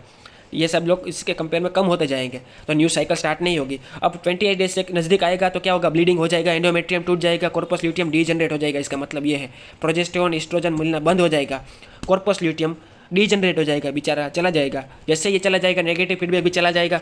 नेगेटिव फीडबैक गया मतलब नेगेटिव फीडबैक हटने के कारण हाइपोथैलेमस जीएनआरएच और सिक्रेशन फिर से स्टार्ट हो जाएगा, फिर से पॉजिटिव फीडबैक आ जाएगा, ये चला जाएगा मतलब हाइपोथैलेमस से, तो फिर से नए साइकिल का स्टार्ट हो जाएगा। ये सब था हाइपोथैलेमस पिट्यूटरी ओवेरियन एक्सिस। अब कंप्लीटली आपको स्टार्ट में समझ में आ चुका होगा। Thank you. तो अभी मैंने एचपीओ एक्सिस में नॉर्मल मेंस्ट्रुअल साइकिल की बता दी, ठीक है।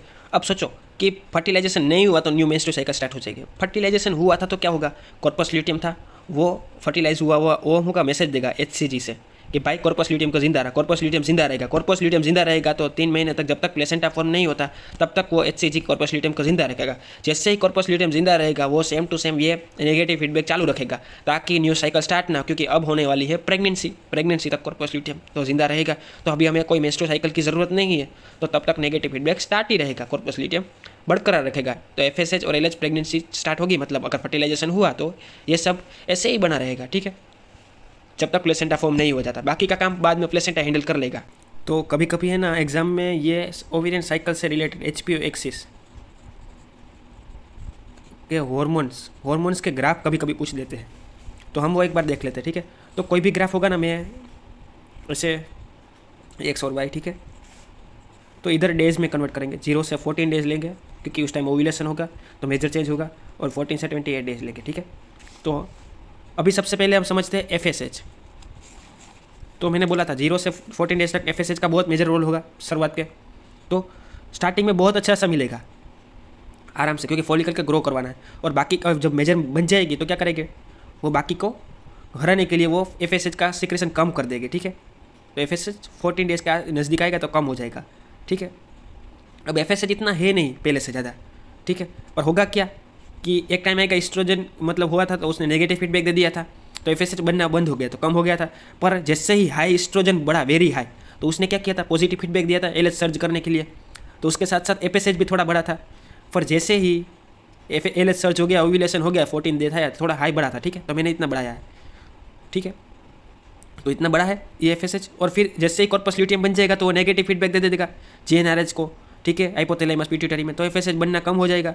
तो एफएसएच अभी इधर कम हो चुका है। और जैसे 28 डेज आते जाता है, कॉर्पस ल्यूटियम रीजनरेट हो जाता है, नेगेटिव फीडबैक घट जाता है और फिर से एफएसएच अपनी नॉर्मल लेंथ में आने लगता है। तो ये था एफएसएच का ग्राफ, ठीक है। अब हम समझते हैं एलएच का ग्राफ। 0, 14, 28 डेज, ठीक है, यहाँ पे एलएच, ठीक है। तो एलएच क्या था, एफएसएच के साथ साथ मिल रहा था, पर इतनी ज़रूरत नहीं थी, ठीक है। तो एलएच एफएसएच के साथ मिल रहा था।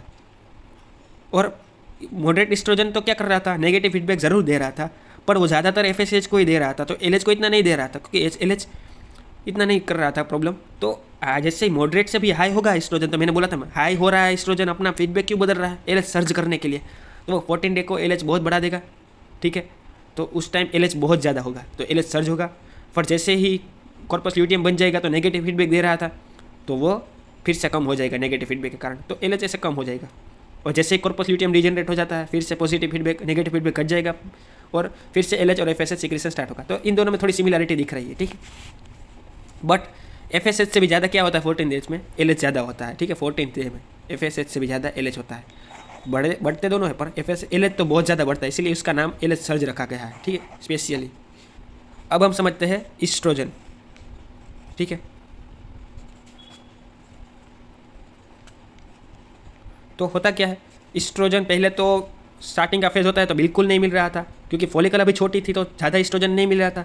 अब होता क्या है कि वो लो से क्या होता जाता है, हाई होता जाता है, ठीक है। लो से अभी हाई होने का शुरुआत, थोड़ी ज़्यादा लाइन हो चुकी है।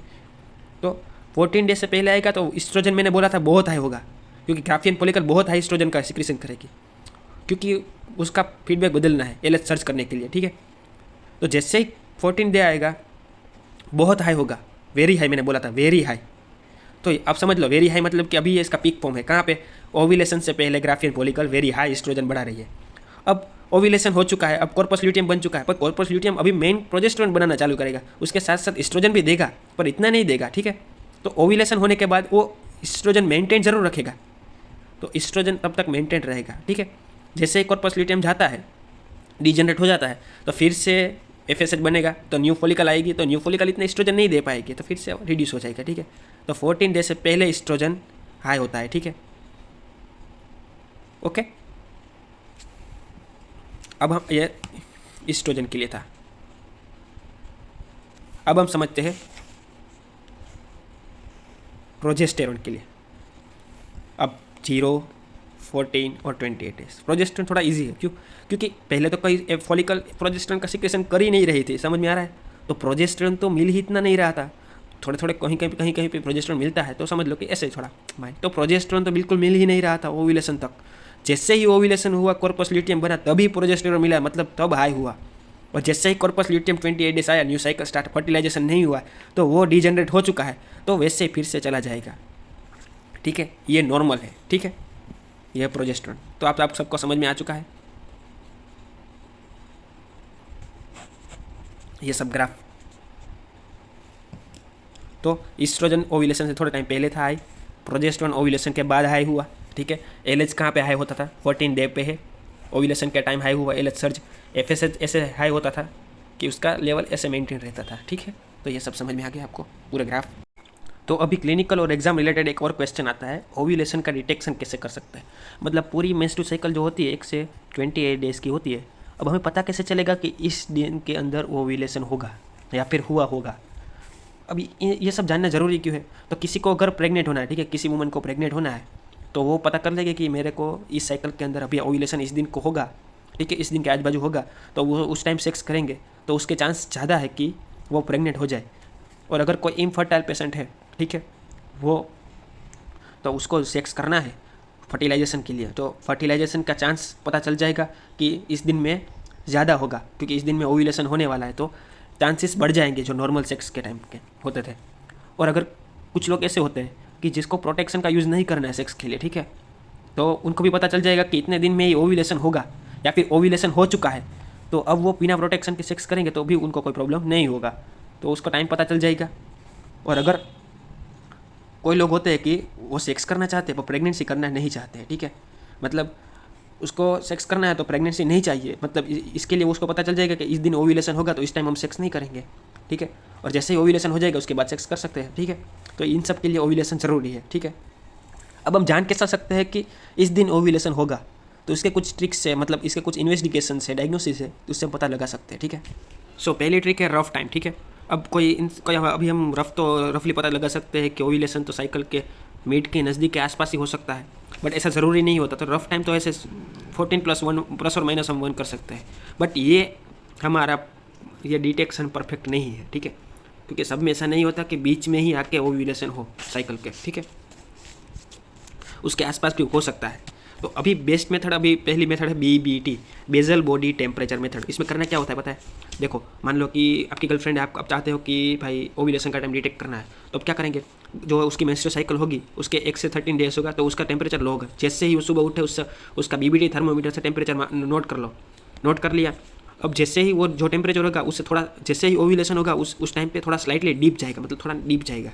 ओव्यूलेशन के टाइम जैसे ही ओव्यूलेशन होगा उस टाइम वो उससे थोड़ा डीप चला जाएगा, याद रखना, जो होगा उससे थोड़ा नीचे चला जाएगा। और जैसे ही ओव्यूलेशन हो जाएगा, प्रोजेस्टेरोन मिलना स्टार्ट होगा, वैसे ही वो 0.5 से 1 बढ़ जाएगा। तो ये इस ट्रिक से आप जान सकते हो कि ओव्यूलेशन हो चुका है, ओव्यूलेशन होने वाला है। बट आपको डेली जैसे ही वो उठती है कुछ टाइम, पर्टिकुलर टाइम पे आपको BBT थर्मोमीटर से आपको क्या करना पड़ेगा, उसका टेम्परेचर लेना होगा, ठीक है। प्रोजेस्टेरोन ना वो टेम्परेचर को राइज कर देता है 0.5 या 1 सेल्सियस समथिंग, ठीक है। तो ये एक मेथड है BBT मेथड, जिससे आप ओव्यूलेशन डिटेक्ट कर सकते हो। अब दूसरी मेथड है आप FSH और LH हार्मोन का इंडिकेट करो, ये बेस्ट मेथड हो सकती है, क्योंकि अभी पता है कि ओव्यूलेशन होने वाला है तो उस टाइम LH सबसे ज़्यादा होगा, तो हम LH हार्मोन को ही अगर मेज़र कर ले तो पता चल सकता है कि अगर LH सबसे ज़्यादा बढ़ा हुआ होगा तो उसका मतलब है कि ओव्यूलेशन होने वाला है, या फिर उस टाइम पे आज बाजू ओव्यूलेशन हो रहा है, ठीक है। तो ये LH search method hormone test कर सकते हैं हम, ठीक है। अब अगर हम फॉलिकल के अंदर देखें, अगर फॉलिकल को हम अगर विजुअलाइज कर सकते हैं, ठीक है, ये कोई भी टेक्निक से, तो मतलब जो फॉलिकल डिटेक्ट करते हैं तो उसके अंदर जो लिक्विड मैंने बोला था, वो जो एंट्रम होता है वो बढ़ा हुआ होगा, फॉलिकल मस्त अगर दिख रही है, ग्राफियन रप्चर होने वाली है, फॉलिकल मैच्योर हो चुकी हुई दिख रही है, तो इसका मतलब ये भी डिटेक्ट कर सकते हैं कि ओव्यूलेशन होने वाला है, ठीक है। तो फॉलिकल के अंदर लिक्विड बढ़ जाना ये भी डिटेक्ट करवा सकती है हमें, ठीक है। आप कुछ नहीं, डायग्नोसिस मेथड से फॉलिकल को देखो, फॉलिकल जैसी डेवलप होगी वैसे पता चल जाएगा कि ओव्यूलेशन होने वाला है। अगर फॉलिकल रप्चर हुई होगी तो वो पता चल जाएगा ओव्यूलेशन हो चुका है। और दूसरी बात कि जैसे ही ओव्यूलेशन होता है उससे पहले क्या होता है, प्राइमरी उस साइड सेकेंडरी उस साइड में कन्वर्ट होता है, तो सेकेंडरी उस साइड और फर्स्ट पोलर बॉडी अगर हम डिटेक्ट कर लेते हैं, ठीक है, फॉलिकुलर का डायग्नोसिस के टाइम, तो पता चल सकता है कि भाई अभी ओव्यूलेशन होने ही वाला है, ठीक है। प्रोस्टाग्लैंडिन का भी अगर हम हार्मोन बढ़ा हुआ देखेंगे तो वो क्या करता है कि ओवेरी की वॉल को कॉन्स्ट्रिक्ट करता है। ओवेरी की वॉल कॉन्स्ट्रिक्ट होगी, इसका मतलब कि जल्दी वो मैचर रफ करना, मतलब तोड़ने के लिए, फॉलिकल को तोड़ने के लिए वो रेडी होगी, तो इसलिए भी ये प्रोस्टाग्लैंडिन भी बढ़ा हुआ होगा। प्रोस्टाग्लैंडिन स्मूथ मसल को कॉन्स्ट्रैक्ट करने के लिए यूज़ होता है, ठीक है, तो वो बढ़ा हुआ होगा तो भी पता चल जाएगा कि ओव्यूलेशन होने वाला है, ठीक है। अब मेन मेथड आती है एंडोमेट्रियल बायोप्सी। अब अगर हम देखें तो मैंने बोला था कि जैसे ही हार्मोन्स बढ़ते हैं एक टाइम आता है कि एंडोमेट्रियम का मस्त लेयर तैयार करते हैं, फर्टिलाइजेशन हो और इम्प्लांटेशन हो, तो हम अगर एंडोमेट्रियम के लेयर को प्रॉपर हम विजुलाइज कर लेंगे अब तो पता चल सकता है कि हमें कि कब ओव्यूलेशन होने वाला है, कब ओव्यूलेशन नहीं होगा। मतलब अगर एंडोमेट्रियम टूट चुका है, शेड होने वाला है, तो पता चल सकता है कि अब न्यू साइकिल स्टार्ट होगी, ठीक है। वैसे ही अगर एंडोमेट्रियम का लेयर प्रॉपरली थिक हो चुका है, अपने हाई लेवल पे आ चुका है, इसका मतलब ये है कि अब ओव्यूलेशन का समथिंग आसपास हो चुका है, ठीक है, और प्रोजेस्टेरोन एस्ट्रोजन प्रॉपरली मिल रहा है इसको, ठीक है, तो एंडोमेट्रियम प्रॉपर बन रहा है। अब एक और चीज़ है सर्वाइकल म्यूकस। तो ओव्यूलेशन के टाइम होगा ना तो सर्वाइकल म्यूकस थोड़ी स्टिकी हो जाएगी, ठीक है, तो उससे भी पता लगा सकते हैं। अब यूएसजी से जैसे कि मैंने कहा था कि हम फॉलिकुलर देखते हैं, फॉलिकल का ग्रोथ, वैसे ही अगर यूएसजी में हम देखेंगे कि कॉर्पस ल्यूटियम बना हुआ दिखाई देगा, उसका मतलब क्या है कि ओव्यूलेशन हो चुका है, कॉर्पस ल्यूटियम बन चुका है। अब दूसरी कुछ चीज़ें हैं जैसे कि कॉमन सेंस वाली कि प्रेगनेंसी, कोई इंसान प्रेग्नेंट हुआ है, बराबर, कोई वुमन प्रेग्नेंट हुई है जी, ठीक है, तो पता चल चुका है कि उसका ओव्यूलेशन हो चुका है और वो फर्टिलाइज भी हो चुका है। अब लैक्टेशन, अब पता है कि लैक्टेशन के टाइम मेंस्ट्रुअल साइकिल नहीं चलती, तो पता है कि अभी ओव्यूलेशन नहीं होने वाला है, ठीक है। तो प्रेगनेंसी, लैक्टेशन और कोई डिजीज़, ये सब ओव्यूलेशन पे इफ़ेक्ट करते हैं, ठीक है। तो ओव्यूलेशन का टाइम ये सब लोग चेंज कर सकते हैं, ठीक है। ओव्यूलेशन में ये सब लोग ये तो मैंने सिर्फ 3 ही बताए, मेजोरिटी कोई सारे भी हो सकते हैं, ठीक है। अगर आप चाहते हो तो मैं पूरे के पूरा ओव्यूलेशन का PDF सेंड कर दूंगा अगर आप बताओ तो, ठीक है। बट ये सब जो मैंने बताया वो सब मेजर चेंजेस होते हैं ओव्यूलेशन को डिटेक्ट करने के लिए, ये सब मेजॉरिटी यूज़ होता है। तो आप इन सब से ओव्यूलेशन डिटेक्ट कर सकते हो, ठीक है। Thank you. तो अभी हमने ओवेरियन साइकिल कम्प्लीटली समझ ली और उसके रिलेटेड सभी जो टॉपिक थे वो सब समझ लिए। अब मेन हमारा मेंस्ट्रुअल साइकिल का चेंजेस कहाँ देखने को मिलता है, एंडोमेट्रियम लेयर का शेडिंग, ठीक है। पहले थोड़ा यूट्रस में समझा देता हूँ। यूट्रस के जो 3 लेयर होते हैं उसके सबसे अंदर का लेयर होता है एंडोमेट्रियम, ठीक है, एंडोमेट्रियम। उसको हम फंक्शनल लेयर कहते हैं। क्यों पता है क्यों? क्योंकि यूट्रस का सभी लेयर नहीं सेड होते, उसका एंडोमेट्रियम लेयर में जो मेन लेयर होता है उसको बेजल कहते हैं, उसके ऊपर जब फंक्शन लेयर बनता है ना, ठीक है, वही होता है सेड, ठीक है। मतलब जो चीज़ बनाई है ना वो जो महीने के टाइम पे जो ग्रो हुई है ना वही चीज़ वो हम सेड करेंगे। मतलब कई लोगों को क्वेश्चन होता होगा कि भाई यूट्रस के अंदर 3 लेयर है, अगर हर महीने कोई ना कोई लेयर का अगर रीजनरेशन मतलब जैसे ही वो निकल रहा है ब्लड के फॉर्म में, तो एक दिन तो यूट्रस के सारे लेयर निकल जाएंगे ना, ऐसा भी क्वेश्चन आ सकते हैं, ठीक है। बट ऐसा नहीं होता। जैसे ही मतलब मैंने बोला था कि ब्लीडिंग होता है पहला, तब साइकिल की स्टार्ट होती है। प्रीवियस साइकिल का ब्लीडिंग से पता चलता है डे 1 से कि भाई दूसरी साइकिल स्टार्ट हो चुकी है। तो वो 1 से 5 दिन क्या होता है उसको ब्लीडिंग होता है प्रीवियस साइकिल का। तो वो जो लेयर होता है ना वो उस महीने की जो फॉर्मेशन होती है ना हार्मोन से रिलेटेड, जो यूट्रस आगे एक मस्त लेयर फॉर्म करता है मतलब फर्टिलाइज ओम जो जाइगोट होता है उसका इम्प्लांट करने के लिए आगे जो, ठीक है। तो वो एक लेयर मस्त बनाता है गादी जैसा मस्त, उसके लिए घर बनाता है और वही निकलता है, ठीक है। तो ये कन्फ्यूजन क्लियर कर लो कि एंडोमेट्रियम का जो फंक्शनल लेयर होता है वही सेड होता है एवरी मेंस्ट्रुअल साइकिल में। तो जैसे कि मैंने कहा था कि ओवेरियन साइकिल को हमने कब स्टार्ट किया था, ये हमने पूछा था कि भाई तुम्हारा ब्लीडिंग इस महीने में ब्लीडिंग कब हुआ था, तो बोला डे 1 को ब्लीडिंग हुआ था, ठीक है।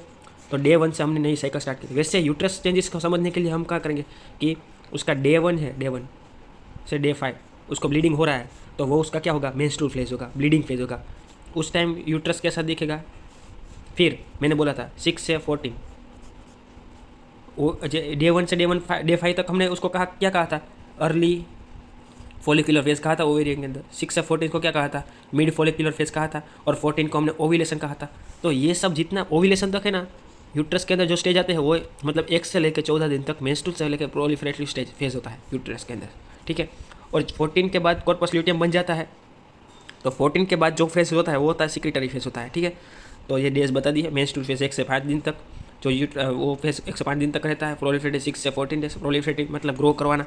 तो जैसे उधर फॉलिकल भी ग्रो होती है वैसे इधर 6 से 14 तक प्रोलिफरेटिव में यूट्रस का जो फंक्शनल लेयर एंडोमेट्रियम लेयर होता है फंक्शनल, वो भी ग्रो होता है। और सिक्रेटरी फेज में वो एकदम मस्त हो जाता है, सिक्रेशन से, ठीक है।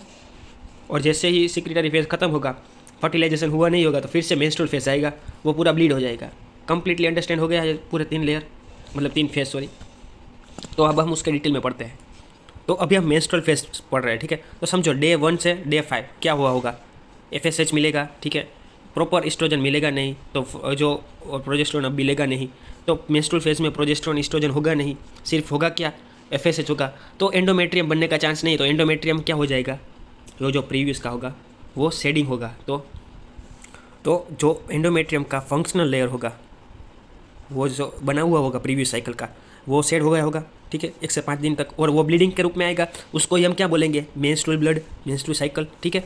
तो ये जो शेडिंग हुआ है वो निकल चुका है। इसका मतलब अभी बचा क्या है एंडोमेट्रियम के अंदर, उसका मेन बेजल लेयर ही बचा है। तो अभी सोचो एंडोमेट्रियम का वॉल अगर हम थिकनेस देखेंगे तो वो 1 से 2 mm ही होगा, क्योंकि बाकी का तो ब्लीड हो चुका है मेंस्ट्रुअल फेज में, ठीक है। चलिए, तो 1 से 5 दिन हो चुके हैं, अब ब्लीडिंग हो चुका है, मतलब अब पता चल चुका है कि साइकिल का अब नई साइकिल स्टार्ट हो चुकी है, उसका 1 से 5 दिन हो चुका है। अब यूट्राइन चेंजेस के अंदर हम दूसरा पार्ट चलते हैं, मतलब अब ब्लीडिंग हो चुका है, अब उसका फेज आता है। तो उसका आता है प्लोरिफरेटिव स्टेज, ठीक है। प्लोरिफरेशन मतलब ग्रो करवाना, नाम ही ऐसा है, ठीक है। तो मेंस्ट्रुअल फेज चल रहा था, तब ओवेरी के अंदर क्या चल रहा था, अर्ली फॉलिकुलर फेज चल रहा था। तो उस टाइम सिर्फ FSH ही था, तो FSH था, एस्ट्रोजन तो कम था और प्रोजेस्टेरोन तो बिल्कुल नहीं था, ठीक है। तो इसका कारण एंडोमेट्रियम को न्यूट्रिशन मिल ही नहीं रहा था, तो यह कम था, ठीक है। और प्रोलिफरेशन मतलब मिड ओवेरियन साइकिल के अंदर कौन सा फेज चल रहा होगा, मिड फॉलिकुलर फेज। मतलब मिड फॉलिकुलर फेज कितना दिन रहता है, 6 से 13 डेज तक, ठीक है। तो यहाँ पे प्रोलिफरेटिंग 14 भी ले लेते हैं, क्योंकि 2 दिन में इतना मेजोरिटी नहीं चेंजेस होगा। उसके बाद जो सिक्रेटरी स्टेज आएगा ना, उधर ज़्यादा चेंजेस होगा, ठीक है। तो मिड फॉलिकुलर फेज में हमें पता था क्या होता था कि ईस्ट्रोजन बढ़ रहा था, इतना हमें पता था। और 14th डे आएगा, 14th डे, तब तो वेरी हाई हो जा रहा था, ठीक है, 14 डे पे। तो ये ईस्ट्रोजन क्या करता है पता है, जो एंडोमेट्रियम का बेसल लेयर होता है ना, उसके ऊपर एंडोमेट्रियम का जो फंक्शनल लेयर होता है ना, उसको जनरेट करता है। जो शेड होता है ना, मतलब यूँ समझो ना कि 1 से 14 दिन तक अब वो उसको पता है कि दूसरी साइकिल ख़त्म हो चुकी है, तो अब हम उसको नई फिर से बनाएंगे हम अपना घर, ताकि अगर इस महीने अगर प्रेग्नेंट हो जाए तो हम बेबी को अच्छा सा घर, मतलब अच्छा सा इम्प्लांट कर पाए। तो ये ईस्ट्रोजन बहुत अच्छा काम करता है, वो यूट्रस में जाता है, एंडोमेट्रियम को ग्रो करवाता है। तो प्रोलिफरेशन स्टेज में क्या होगा, एंडोमेट्रियम ग्रो होना स्टार्ट होगा। स्टार्टिंग में उसकी थिकनेस 2 mm होगी, मतलब देखो 1 से 2 mm था, बहुत कम थी थिकनेस, तो वेरी थिक था, थिनेस्ट था, सबसे थिनेस्ट मेंस्ट्रुअल फेज में। अब इधर क्या होगा, 2 से कितनी होगी, 4 हो जाएगी, 6 हो जाएगी, 8 हो जाएगी, जैसे दिन बढ़ते जाएंगे एंडोमेट्रियम की थिकनेस बढ़ती जाएगी। समझ में आ रहा है? ओके। और अब जैसे ही मैं बता रहा हूँ कि अभी सिक्रेटरी फेज में चले जाते हैं। सिक्रेटरी फेज मतलब क्या कि ओव्यूलेशन हो चुका है, कॉर्पस ल्यूटियम बन चुका है, तो इसको ल्यूटियल फेज भी कहते हैं कुछ लोग, ल्यूटियल फेज भी कंपेयर करते हैं इसके साथ, ठीक है। तो ओवेरियन के अंदर भी कौन सा फेज चल रहा है, ल्यूटियल फेज चल रहा है। तो सिक्रेटरी मतलब ल्यूटियल जो सिक्रेशन कर रहा है, ल्यूटियल किसका सिक्रेशन कर रहा था, प्रोजेस्टेरोन का भी कर रहा था, प्रोजेस्टेरोन का भी कर रहा था, और ईस्ट्रोजन का भी कर रहा था, ठीक है। तो ये दोनों हार्मोन बहुत अच्छे होते हैं एंडोमेट्रियम लेयर को ग्रो करवाने के लिए, तो जितना हो सके उतना मस्त ग्रो करवा देता है। तो सिक्रेटरी फेज में ये अपनी मैक्सिमम लेंथ तक पहुंचा देते हैं एंडोमेट्रियम के फंक्शन। देखो मेंस्ट्रुअल फेज में इसकी लेंथ कितनी थी, 1 से 2 mm, और यहाँ पे कितनी हो गई, 10 से 12 mm तक हो चुकी है। किसके कारण, कॉर्पस ल्यूटियम बना है 14 से 28 डे तक। जब तक कॉर्पस ल्यूटियम बनेगा प्रोजेस्टेरोन मिलता रहेगा, प्रोजेस्टेरोन और एस्ट्रोजन प्रॉपर सप्लाई होते रहेंगे, इसके कारण सिक्रेटरी फेज चलता रहेगा और एंडोमेट्रियम का 10 से 12 mm तक ग्रो हो जाएगा। जैसे ही ये 12 mm पहुंचेगा तो मतलब उसका कॉर्पस ल्यूटियम डीजनरेट होना स्टार्ट हो जाएगा। अगर फर्टिलाइजेशन नहीं हुआ है तो, फर्टिलाइजेशन नहीं हुआ है, ठीक है, मतलब डीजनरेट हुआ है कॉर्पस ल्यूटियम, जैसे ही डीजनरेट होगा वैसे ही ईस्ट्रोजन प्रोजेस्टेरोन मिलना बंद हो जाएंगे। अब इसका कोई काम नहीं है, ठीक है। अब ये ग्रो नहीं होगी बेचारी, क्योंकि प्रोजेस्टेरोन ईस्ट्रोजन कॉर्पस ल्यूटियम दे रहा था, वो तो डीजनरेट हो गया। तो होगा क्या कि जो एंडोमेट्रियम के सेल्स होते हैं ना, उसके अंदर होती है स्पाइरल आर्टरी। तो स्पाइरल आर्टरी क्या करती है पता है, कॉन्स्ट्रिक्ट हो जाती है। कॉन्स्ट्रिक्ट हो जाती मतलब सप्लाई नहीं मिलेगा, सप्लाई नहीं मिलेगा मतलब नेक्रोसिस होगा। तो एंडोमेट्रियम का जो लेयर बना था फंक्शनल, वो नेक्रोसिस होना स्टार्ट होगा, और वो ब्लीडिंग के रूप में मेंस्ट्रुअल फेज में फिर से शेडिंग होना स्टार्ट हो जाएगा। पूरा लेयर शेडिंग के रूप में, ब्लीडिंग के रूप में निकल जाएगा, और फिर से बचेगा क्या, मेन लेयर 1 से 2 mm का। तो ये होती है पूरा uterine changes, menstrual phase, proliferative phase और सिक्रेटरी फेज। अब ये मैंने बताया कि फर्टिलाइजेशन नहीं हुआ, तो अगर फर्टिलाइजेशन होता है तो कॉर्पस ल्यूटियम जिंदा रहेगा, ठीक है, प्रोजेस्टेरोन मिलता रहेगा, और सिक्रेटरी फेज में एंडोमेट्रियम के लेयर ऐसा ही रहेगा, ठीक है। तो ये बात थी फर्टिलाइजेशन होता है तो ऐसे ही रिमेन सिक्रेटरी फेज चलता ही रहेगा। तो ये सब था यूट्राइन चेंजेस, ठीक है। तो अब हम आगे स्टार्ट करते हैं सर्वाइकल चेंजेस, मतलब सर्विक्स पर, सर्विक्स जो एंडोमेट्रियम बनाया है मैंने बराबर, उसके आगे सर्विक्स होता है, बहुत छोटा सा होता है, ठीक है। तो वो सर्विक्स होता है ना, वो भी इंपॉर्टेंट है समझने के लिए कि इसके चेंजेस क्या क्या होते हैं मेंस्ट्रुअल के टाइम। जो मेंस्ट्रुअल टाइम होता है मतलब ब्लीडिंग होना है बराबर, तो ब्लीडिंग हो रहा है मतलब कि ब्लीडिंग को बाहर निकलने की जगह चाहिए, तो सर्वाइकल कैनल क्या होती है, ओपन रहती है।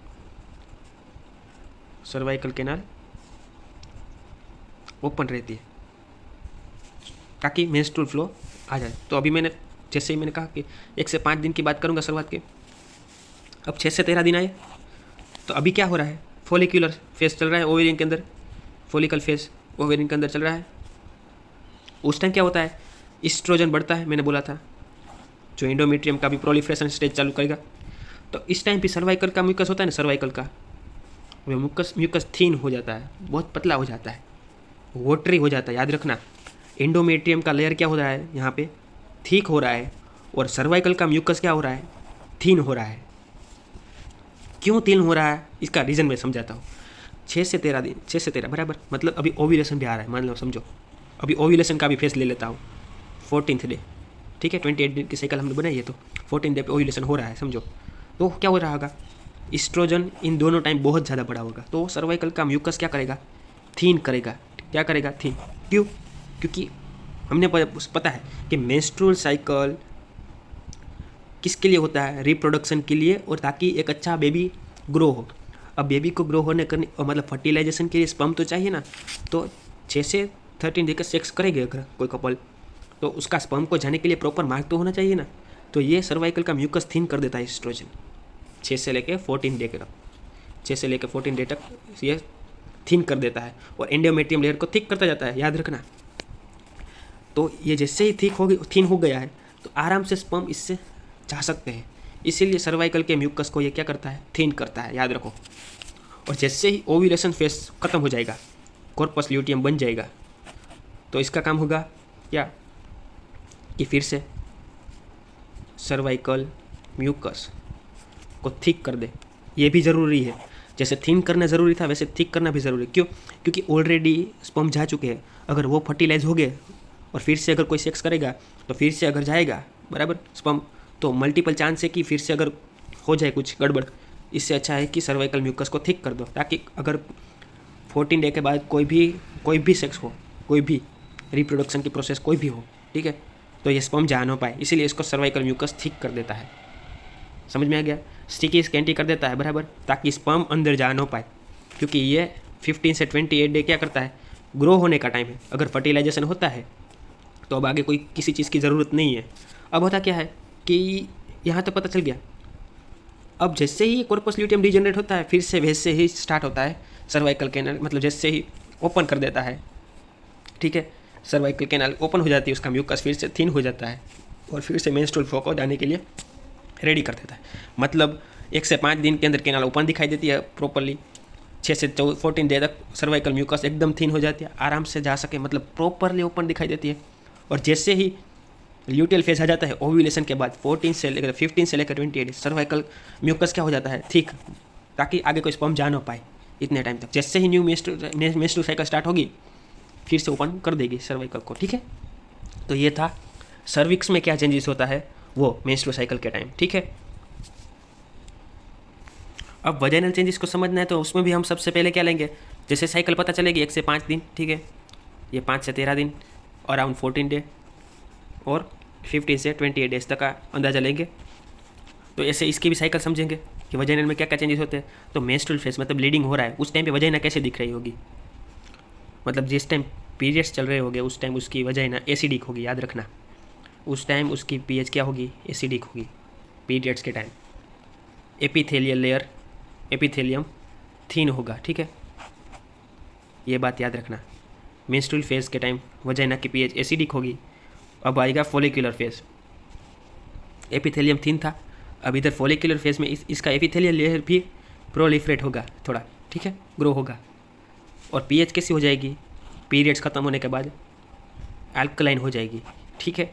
जैसे ही पीरियड्स ख़त्म होते हैं उसकी वजाइना की पीएच अल्कलाइन हो जाती है, ठीक है, ताकि फॉलिकुलर फेज के टाइम क्या होता है, फॉलिकुलर ग्रोथ होते हैं, ओव्यूलेशन होता है, तो ओव्यूलेशन के टाइम स्पर्म को आराम से जा सके ना, तो स्पर्म आराम से जा सके, तो इसके लिए क्या करती है, ये एक अल्कलाइन पीएच बनाती है, ताकि कोई प्रॉब्लम ना आए, स्पर्म को कोई डैमेज ना हो।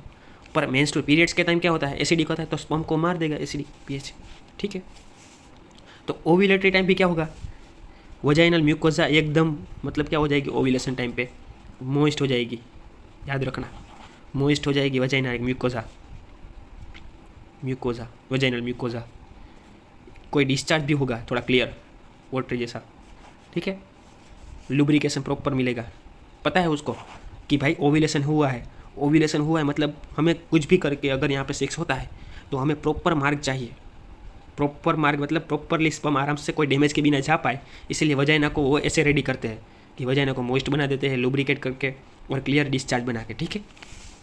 अब ल्यूटियल फेज है, मतलब यहाँ पे ये समझता है कि अगर फर्टिलाइजेशन हो रहा है तो वो वजाइना को क्या करेगा, एपिथेलियल लेयर क्या हो जाएगा, कॉर्निफाइड हो जाएंगे एपिथेलियल लेयर, और फिर से एसिडिक बन जाएगा, ताकि अब कोई स्पर्म अंदर आ ना पाए, ठीक है, याद रखना। अल्कलाइन कब हो रहा है, फॉलिकुलर फेज में ही हो रहा है, बाकी टाइम एसिडिक बना दे रहा है फिर से, ताकि फिर से कोई स्पर्म न जा पाए, मल्टीपल प्रेगनेंसी ना हो पाए, ठीक है, तो ये था वजाइनल चेंजेस।